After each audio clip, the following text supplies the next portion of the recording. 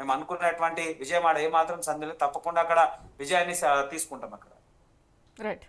రాము గారు, ఆమ్ ఆద్మీ పార్టీకి ఖచ్చితంగా మేనిఫెస్టో వల్ల ఎఫెక్ట్ ఉంటుంది అనుకుంటున్నారా? లేదు ప్రజల్లో మా విశ్వసనీయత అలాగే ఉంది, ఆయన్ని స్కాముల్లో ఇరికించారంటారా? లేకపోతే ఆమ్ ఆద్మీ పార్టీ ఎప్పుడు చెప్తోంది మా మీద దాడి జరుగుతుంది అందుకే ఇరికించారు కేసుల్లో అని. అయితే అది ఇరికించారా ఏం చేశారా అనేది పక్కన పెడితే ఆయన్ని తీసుకెళ్ళడం జరిగింది, జైల్లో ఉండడం జరిగింది. దీనివల్ల ఆమ్ ఆద్మీ పార్టీకి వచ్చిన నష్టం ఎంత, లేదా వచ్చిన సానుభూతి ఎంత? సో మొదటిగా ప్రేక్షకులకి అలాగే ప్యానల్ మెంబర్ కూడా నమస్కారం. అంటే బీజేపీ అంటే బ్రదర్ మాట్లాడుతుంటే నవ్వొస్తుంది. ఎందుకోసం అంటే ప్రధానమంత్రి ఎన్నో సందర్భాల్లో ఫ్రీ బీస్ అంటే ఆర్బీఐ ఇచ్చిన సో ఏదైతే దాంతో ఫ్రీ బీస్ వల్ల ఈ దేశానికి నష్టం అని చెప్పాడు, వ్యతిరేకం అని చెప్పారు. బట్ అదే నరేంద్ర మోడీ గారు ఈరోజు అరవింద్ కేజ్రీవాల్ గారి పైన గెలవాలి, ఢిల్లీలో ప్రభుత్వాన్ని ఏర్పాటు చేయాలని ఒకే ఒక అక్కస్తో ఈరోజు మళ్ళీ అరవింద్ కేజ్రీవాల్ గత ప్రభుత్వం ఏదైతే హామీలు ఇచ్చాయో ఆ హామీలన్నింటినీ కూడా కంటిన్యూ చేస్తామని చెప్పారు. ఇప్పుడు ఒక్కటే మనం బీజేపీ చేస్తున్న ఏవైతే ఉన్నాయో మనం అర్థం చేసుకోవాల్సింది ఏంటంటే, అన్ని రాష్ట్రాలకు వెళ్ళి ఫ్రీ బీస్ వల్ల నష్టమని చెప్తుంది మీరే.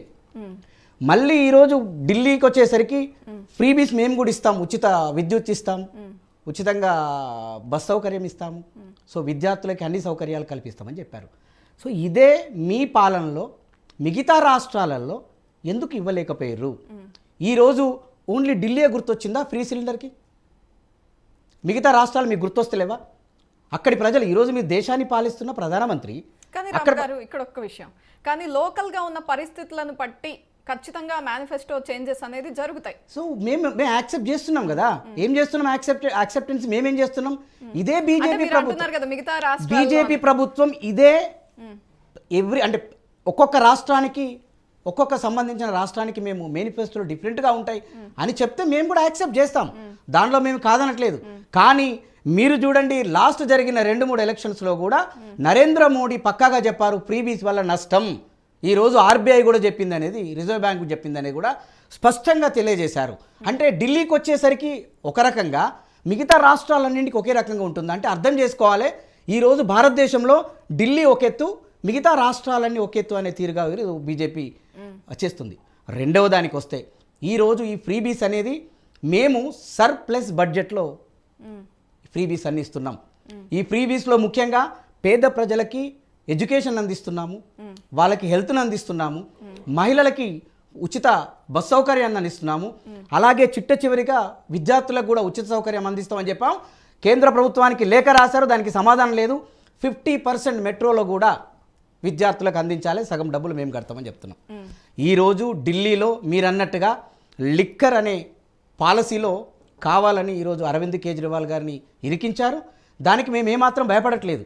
ఈరోజు సిబిఐకి, ఈడీకి అన్నింటికి కూడా అరవింద్ కేజ్రీవాల్ గారు మా నాయకులందరూ కూడా సపోర్ట్ చేసి వాళ్ళకి ఇచ్చారు. కానీ ఇన్ని రోజులు జైళ్ళలో పెట్టిన తర్వాత కూడా కోర్టులు ఏం చెప్పినాయి? ఇంతవరకు కూడా దీనికి సంబంధించిన ఏవి కూడా ప్రూఫ్లు మా దగ్గర పెట్టలేకపోయారు కాబట్టే ఈరోజు మేము బెయిలిస్తున్నామని చెప్పింది. ఇప్పుడు కాదు, కేంద్ర ప్రభుత్వం మీ చేతుల్లో ఉంది, దర్యాప్తు సంస్థలు మీ చేతుల్లో ఉన్నాయి. మీరు తలుచుకుంటే 10 రోజుల్లో కూడా ఆ కేసును కూడా పూర్తిగా క్లియర్ చేసే సత్తా మీ చేతుల్లో ఉండి, ఈరోజు అరవింద్ కేజ్రీవాల్ గారిని, అలాగే మనీష్ సిసోడియా గారిని, సతేందర్ జైన్ గారిని సంవత్సరాలు జైల్లో పెడితే మీరు సాధించింది ఏమన్నా ఉందా అంటే మళ్ళీ జీరో. ఇంతవరకు కూడా కోర్టులకు ఎటువంటి సాక్ష్యాలు ఇవ్వలేకపోయారు. ఇప్పటికీ అరవింద్ కేజ్రీవాల్ గారి ప్రభుత్వం పైన ఢిల్లీ ప్రజలు సంపూర్ణ విశ్వాసాన్ని వాళ్ళు కలిగి ఉన్నారు. ఎందుకోసం అంటే 15 సంవత్సరాల క్రితం వేరు, ఇప్పుడు వేరు. ఇప్పుడున్న ఢిల్లీ ప్రజలు వాళ్ళ పిల్లల భవిష్యత్తు చూసుకుంటున్నారు. ఆటో డ్రైవర్లకు 15 లక్షల వరకు బీమాను అందిస్తుంది. అంటే పైన వర్గాల నుండి, ఇక్కడ చూడండి ఢిల్లీలో హెల్త్ ఎడ్యుకేషన్ పేదలకు పెద్దవాళ్ళకు అనే తేడా లేదు, అందరికీ కూడా, అందరు ప్రజలందరికీ కూడా ఎడ్యుకేషన్ హెల్త్ని పూర్తి స్థాయిగా అందిస్తుంది. నిన్న నడ్డా గారు మిగతా బీజేపీ నాయకులు మాట్లాడుతూ ఇక్కడ అవకతవకలు జరిగినాయి. అరే, దర్యాప్తు సంస్థలన్నీ మీ చేతుల్లో ఉన్నాయి. అవకతవకలు జరిగితే ఇమీడియట్గా దానిపైన కంప్లైంట్ ఇవ్వండి, దానిపైన మా వాళ్ళని తీసుకొని జైల్లో వేయండి, మేము మళ్ళీ పునీతులుగా బయటకు వస్తాం అనేది మా ధైర్యం ఉంది. ఎందుకోసం అంటే మా నాయకులు ఎవ్వరు కూడా తప్పు చేయరు, తప్పు చేసే పరిస్థితి ఉంటే జైళ్ళల్లో అన్ని రోజులు కూడా మేము ఉండాల్సిన పని లేదు. ఎప్పటికైనా నిజాయితీ గెలుస్తుందనేదే అరవింద్ కేజ్రీవాల్ గారి లక్ష్యం, అరవింద్ కేజ్రీవాల్ గారి నీతి అది. కాబట్టి ప్రజలందరూ కూడా ఢిల్లీలో ఆమ్ ఆద్మీ పార్టీకి 4వసారి పట్టం కట్టడానికి సిద్ధంగా ఉన్నారు.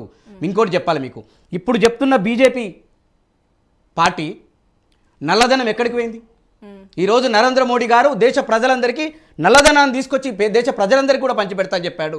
ఇదే నరేంద్ర మోడీ గారు 3 సార్లు ప్రధానమంత్రి అయిన తర్వాత సిలిండర్ రేట్లు ఎన్ని పెరిగినాయి? ఇప్పుడు ఎలక్షన్లు ఉన్నాయని ఇప్పుడు తక్కువ చేశారు కానీ 3 రెట్లు సిలిండర్లు పెరిగినాయి.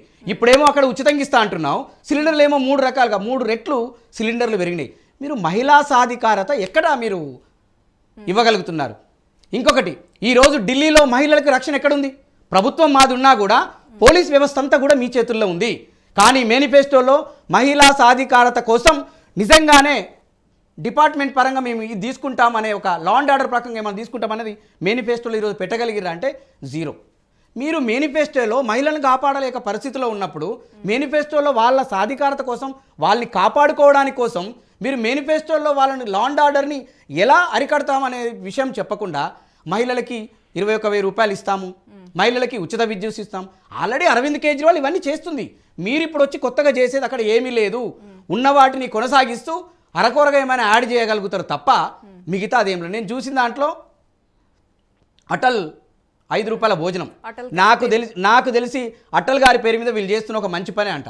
ఆమ్ ఆద్మీ పార్టీగా అటల్ గారి పేరు మీద 5 రూపాయలకు ఒక భోజనం పెడుతున్నారు, మంచిదే. కానీ నేను మళ్ళీ రిక్వెస్ట్ ఏం చేస్తున్న బీజేపీ నాయకులకు, దేశమంతా పెట్టండి.